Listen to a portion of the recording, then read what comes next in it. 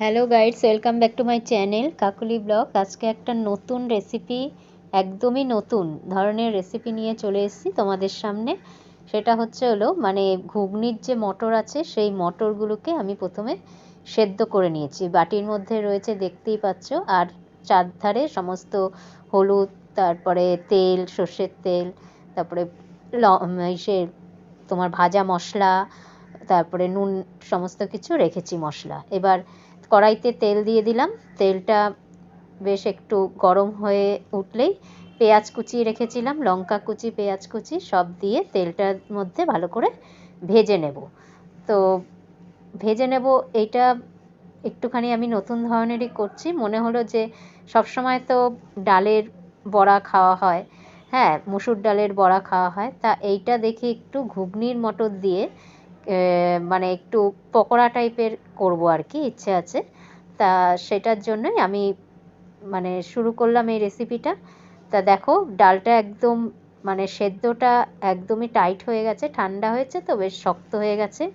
তারপরে আমি এই ডালটার, পেঁয়াজটা যেই লাল লাল করে ভাজা হয়ে গেছে, পেঁয়াজ আর লঙ্কাটা, তখনই আমি এই ডালটা দিয়ে দিয়েছি। দিয়ে তার মধ্যে সমস্ত রকমের মশলা, যেমন নুন, হলুদ, তারপরে সব কিছু দিয়ে, একটু মিষ্টি দিয়ে, সব কিছু দিয়ে এটাকে ভালো করে নাড়ছি।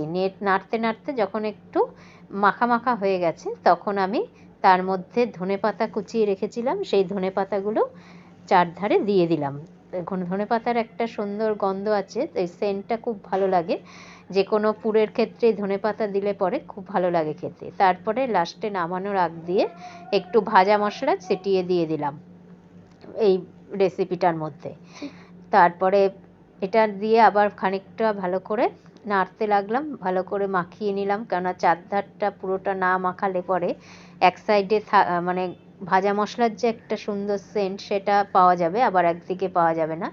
তারপরে একটা পরিষ্কার থালার মধ্যে করে সর্ষের তেল দিয়ে নিচ্ছি, দিয়ে নিয়ে তারপরে গরম গরম এই এইটা এই থালাটার মধ্যে রেখে দিয়েছিলাম।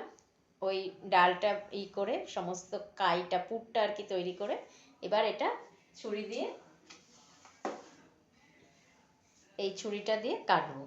ওই ধোকা যেরকম কাটে সেরকম করেই কাটবো, কেটে তারপরে ওটাকে ভাজবো তেলে।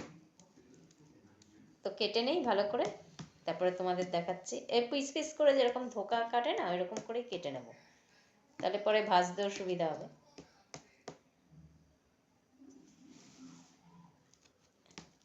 একটু বড় বড় করেই কাটবো আর কি।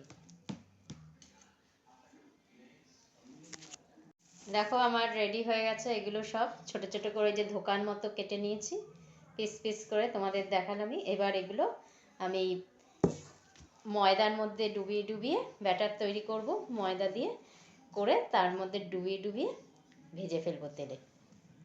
এখানে ময়দা নিয়ে নিয়েছি, তারপরে একটু সামান্য নুন দিয়ে দেবো, পরিমাণ মতো নুন দিতে হবে।